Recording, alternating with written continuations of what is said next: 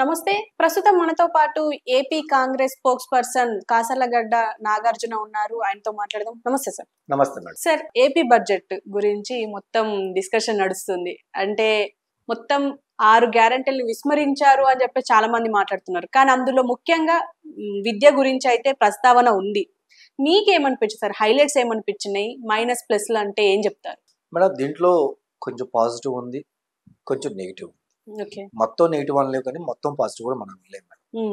ఎందుకంటే గత ప్రభుత్వంలో మనం ఎందుకు దించామంటే ఒక 10 రీజన్స్ కనుక మనం వెతుక్కుంటే అందులో one of the main reason ఏంటంటే వీళ్ళు అప్పులు చేసి సంక్షేమాన్ని అమలుపరుస్తున్నారు. జగన్మోహన్ రెడ్డి గారి జేబులో నుంచో వైసీపీ లీడర్ జేబులో నుంచి పెట్టట్లేదు. సామాన్యుల దగ్గర ట్యాక్స్ రూపంలో పిండి దానికి సంక్షేమం అమలు చేస్తున్నారు. అప్పులు చేసి సంక్షేమం అమలు చేస్తున్నారు. ఇలా అప్పులు చేసుకుంటా పోతే రేపు అప్పులు తీర్చాల్సింది కూడా ఆ సంక్షేమం పథకాలు తీసుకున్న వాళ్ళే కదా.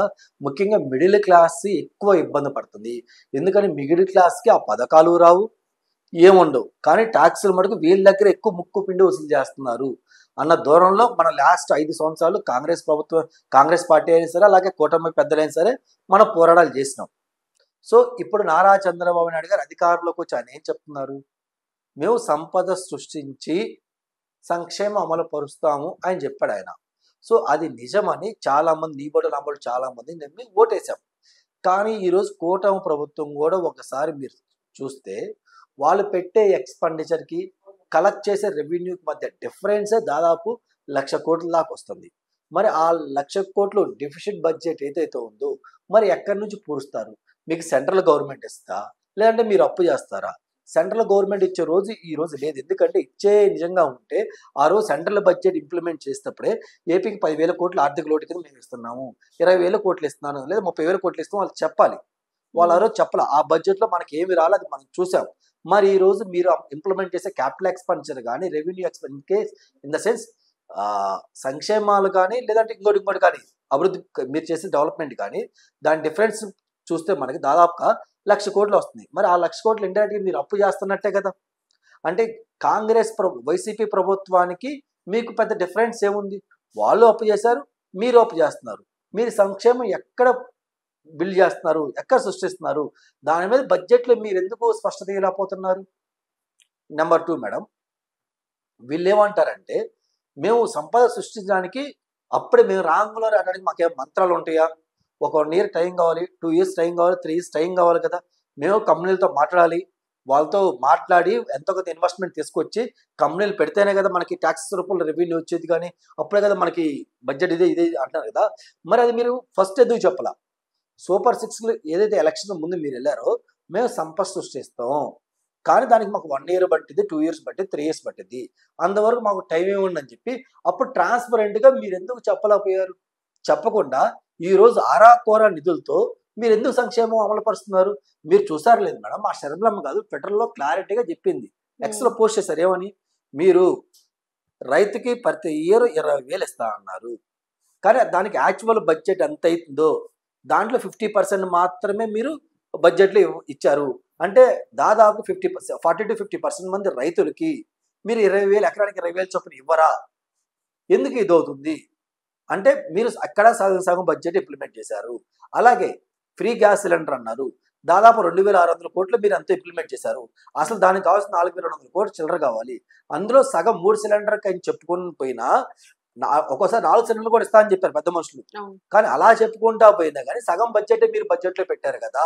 ఇంకపోతే స్టూడెంట్స్ ఎంతమంది వస్తే అంతమందికి మేము చదువుకోవడానికి నెలకి ఇంతని ఇస్తామని చెప్పారు కదా, దాంట్లో కూడా మీరు ఎందుకు కొరత పెట్టారు? అంటే కొన్ని పథకాలు అసలు ఇంప్లిమెంటే చేయాల. లైక్ ఫ్రీ బస్ ఇంప్లిమెంట్ చేయాల, మహిళలకి 1,500 ఇంప్లిమెంట్ చేయాల, 40-50 ఇయర్స్ దాటిన వాళ్ళకి పెన్షన్ ఇస్తా అన్నారు, అది ఇంప్లిమెంట్ చేయాల. అలాగే 10 లక్షలు ఫ్రీ లోన్స్ ఇస్తా అన్నారు, ఏది డ్వాక్రా మహిళలకి, అది దాని గురించి ఊసలేదు. సో కొన్ని అసలు మాట్లాడలేదు కదా. అట్లీస్ట్ మాట్లాడినకి కానీ ఫుల్ ఫ్లెడ్జ్డ్గా మీరు ఎందుకు చెప్పలేదు? చెప్పకుండా హాఫ్ ఆఫ్ ది మైండ్తోనా, లేదంటే హాఫ్ ఆఫ్ ది ఏమన్నా ఇంప్లిమెంట్ చేస్తున్నారా? అంటే రేపు పొద్దున వీళ్ళు ఏం చేస్తారు? మీకు అమ్మఒడి రావాలంటే ఈ కండిషన్స్ ఉంటాయి, మీరు ఇన్కమ్ ట్యాక్స్ పే చేయకూడదు, మీకు కారు ఉండకూడదు, మీకు ఏసీ ఉండకూడదు, ఇలా వైసీపీ పెట్టిన కండిషన్ మీరే పెడతారా? మరి ఏంటి? అక్కడ మనకి బడ్జెట్లో స్పష్టత లేదు. అలాగే రైతులకి ఎకరానికి 20,000 ఇస్తా అని చెప్పారు. సగం మందికే ఇస్తున్నారు కదా బడ్జెట్, రిమైనింగ్ వాళ్ళు ఎందుకు ఇవ్వట్లా అంటే దీంట్లో ఏం చెప్తున్నారు, ఓన్లీ మా టీడీపీ రైతులకు మాత్రమే ఇస్తాం, రిమైనింగ్ పార్టీ రైతులకు ఇవ్వనంటున్నారా ఏంటి? దాంట్లో కూడా ఎందుకో క్లారిటీ మిస్ అయింది మేడం. కాకపోతే బడ్జెట్ లో చెప్పుకోదగ్గ బెస్ట్ ఏంటంటే ఎడ్యుకేషన్ మీద దాదాపు 30,000 కోట్లు కొంచెం ఫోకస్ చేశారు మేడం. అది మనం హర్షించదగిన విషయం. ఎందుకంటే ఎడ్యుకేషన్ మనం ఎప్పుడు టాంచో చెప్పుకుంటున్నాం, ఎడ్యుకేషన్స్ కి మన యొక్క ఇండియాలో అంత స్టాండర్డ్స్ లేవు, స్టాండర్డ్స్ మార్చాలి, సిలబస్ మార్చాలి, కొత్త కొత్త ఇంప్లిమెంట్ చేయాలని చెప్పి మనం స్టార్టింగ్ నుంచి మొత్తుకుంటున్నాం మేడం. అది వాళ్ళు తగినంత విధంగా కనుక ఎడ్యుకేషన్ కనుక ప్రాపర్ ప్లానింగ్ కనుక చేస్తే ఇంకా 30-40 సంవత్సరాలు సిలబస్ మార్చకుండా ప్రాక్టికల్ ఎక్స్పీరియన్స్ వచ్చేలాగా పెట్టాలని మేము కోరుకుంటున్నాం మేడం. సార్ ఇప్పుడు ఈ ఫ్రీ బస్సు విషయానికి వస్తే మనకు ఆల్రెడీ కర్ణాటకలో చూసిన ఫెయిల్యూరే, ఇక్కడ వచ్చిన ఫెయిల్యూర్ అయింది. ఎందుకంటే ఇప్పటికీ దాని మీద విమర్శలు ఉండనే ఉన్నాయి. ఇంకా అటు డ్రైవర్లు కండక్టర్ల గురించి మనం ప్రత్యేకంగా చెప్పక్కర్లేదు. అలాంటిది ఇప్పుడు ఫ్రీ బస్సు 15K అన్నారు, ఇప్పటి వరకు అది ఇంప్లిమెంట్ కూడా అవ్వలేదు. అంటే ఆగస్ట్ 15 అన్నారు, ఆగస్ట్ 15 తర్వాత పండగ అన్నారు, ఆ పండగలు అయిపోయినాయి, ఇంతవరకు అయితే వాళ్ళు ఫ్రీ బస్సులు ఇచ్చింది లేదు. అంటే వాళ్ళు రియలైజ్ అయ్యారంటారా? రియలైజ్ అంటే వాళ్ళైతే హామీ అయితే యాక్చువల్ గా మేడం వాళ్ళ బ్రోచర్ లో పెట్టడం కానీ వాళ్ళు ఎలక్షన్కి వెళ్ళే మేనిఫెస్టోలో పెట్టడం ఫ్రీ బస్ ఇస్తా అని చెప్పారు. అది వాళ్ళు ఇంప్లిమెంట్ చేయాలంటే జస్ట్ ఒక 10 నిమిషాల పని ఇలా అనుకుంటే బస్సులు మొత్తం వాళ్ళే కాబట్టి దానికి ₹1 అవసరం లేదు కాబట్టి ఇంప్లిమెంట్ చేస్తారు. బట్ డిఫిషియెంట్ వచ్చింది కాబట్టి వాళ్ళు ఉన్న ఏదైతే డబ్బులు గవర్నమెంట్ దగ్గర ఆర్టీసీకి ట్రాన్స్ఫర్ చేయాల్సింది ఎంతో కొంత. మరి ఎందుకు పెట్టలేదు ఏందని చెప్పి వాళ్ళకి తెలియాలి. యాక్చువల్గా వాళ్ళు ఇచ్చిన మేనిఫెస్టో అయితే ఎప్పుడో ఇంప్లిమెంట్ చేస్తా అని చెప్పారు, ఇంతమందికి ఇంప్లిమెంట్ చేయలేదు మేడం. ఇది వాస్తవం. అయితే నేను ఒక కాంగ్రెస్ పార్టీ లీడర్గా కాకుండా ఒక సామాన్యులాగా ఒక చదువుకునే వ్యక్తిగా మాట్లాడితే నేను కాంగ్రెస్ పార్టీకి దిగే సంబంధం లేదమ్మా. నేనైతే అసలు ఉచితాలకి నేను pure against madam. Okay, pure against. ఎందుకంటే సరే ఈ ఇష్యూ చూసుకున్నాం, మీరు ఉచిత బస్సు పెడదాం అన్నారు, దానివల్ల నెగిటివ్స్ ఏంటి? కష్టపడి ఒక కుటుంబాన్ని పోషిస్తున్న ఆటో డ్రైవర్ పరిస్థితి ఏంటి, సెల్ఫ్ ఎంప్లాయ్మెంట్ ఏంటి, క్యాబ్ పరిస్థితి ఏంటి? ఈరోజు చాలామంది స్టూడెంట్స్ పార్ట్ టైం జాబ్ గాను ర్యాపిడోనో ఓలానో ఊబర్ నడుపుకుంటా కొంత ఇన్కమ్, హాస్టల్ కట్టాల్సిన కొంత ఇన్కమ్ ఇలా పార్ట్ టైం సంపాదించుకొని వాళ్ళు అవుతుంది. అంటే మనం ఇక్కడ యువతకు కానీ ఇంకొకరికి కష్టపడే నైజు నా దగ్గర ఉన్నప్పుడు, దేవుడు 2 చేతులు 2 కాళ్ళు అంతా నాకు ఇచ్చినప్పుడు నేను కష్టపడి సంపాదించుకుంటున్నాను. ఆ రూపాయి నేను ఎలా ఖర్చు పెట్టుకోవాలో నాకే తెలుసు. ఎందుకంటే కష్టపడి సంపాదించిన రూపాయిని చాలా జాగ్రత్తగా వాడుకుంటాను. సో నాకు ఎంప్లాయ్మెంట్ చూపిస్తే నేను ₹1 సంపాదించుకోగలను. అలాంటిది ఉన్న ఎంప్లాయ్మెంట్ తీసేయటం అనేది నేను యాక్సెప్ట్ చేయను. ఫ్రీ బస్ పెట్టడం వల్ల చాలా మందికి ఎంప్లాయ్మెంట్ పోతుంది. ఇలా నేనేమన్నాండి, ఈ ఉచితాలు కరెక్ట్ కాదు. ఉచితాలు ఎలా ఉండాలి? ఒక మోతాదు వరకు ఉండాలి. ఎలా ఉండాలి? ఫ్రీ ఎడ్యుకేషన్ ఇవ్వండి, తప్పే లేదు. Free education world class economy base చేసుకొని బెస్ట్ ఎడ్యుకేషన్ ఫ్రీగా మీరు ఇవ్వండి. ఎల్కేజీ టు పీజీ వరకు ఇవ్వండి. నేనే దానికి 100% యాక్సెప్ట్ చేస్తాను. అలాగే హెల్త్ విషయంలో ఇవ్వండి, యాక్సెప్ట్ చేస్తాను. ఇలాంటి మంచి మంచి ప్రోగ్రాంలు పెట్టాలి. కానీ ప్రతిదీ నేను ఫ్రీగా ఇస్తాను.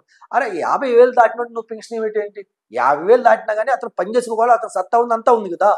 మరి అతనికి పెన్షన్ ఇవ్వాల్సింది. అతను పనిచ్చి పని చేసుకోవడానికి ఎలా యూజ్ చేయాలి అది ఇవ్వు. ఆటోమేటిక్గా ఆయన పని చేసుకుని కష్టపడిన రూపాయలు ఎలా ఖర్చు పెట్టి అతనికి తెలుసు కదా.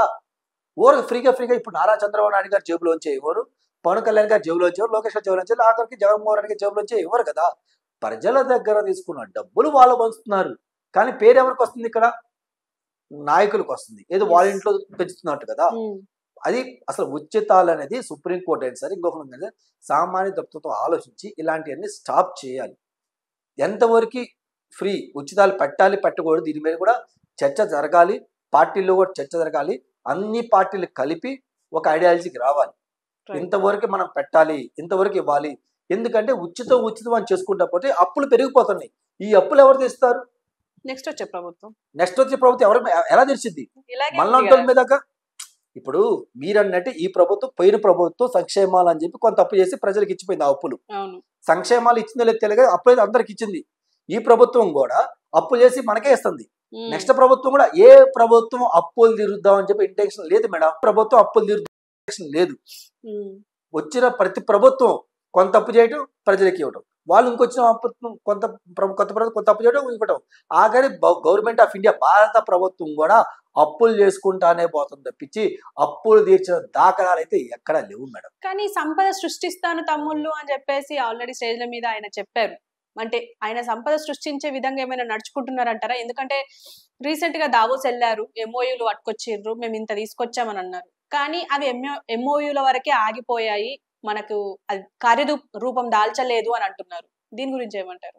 వాళ్ళు మీరన్నట్టే అక్కడికి వెళ్ళినప్పుడు, దావోస్ వెళ్ళినప్పుడు, పర్యటన వెళ్ళినప్పుడు ఎంఓయూలు చేసుకుని వచ్చా అన్నారు. కానీ ఆ ఎంఓయూలు ఎక్కడైందనే దూరం బయట రాలేదు మేడం. వాళ్ళు డైరెక్ట్ గా కూడా ప్రెస్ మీట్కి వచ్చి మాకు ఇన్ని లక్షల పెట్టుబడులు వచ్చినా కూడా ఎక్కడ చెప్పలేదు. వాళ్ళు చెప్పుకోదలుచుకుంటే మీడియాను పిలిచి 1 లక్ష కోట్లు, 2 లక్షల కోట్లు, 5 కోట్ల పెట్టుబడి వచ్చి చెప్పొచ్చు. కానీ వాళ్ళు అలా చెప్పాలా, ఎందుకు చెప్పలేదు అనేది వాళ్ళకి తెలియాలి.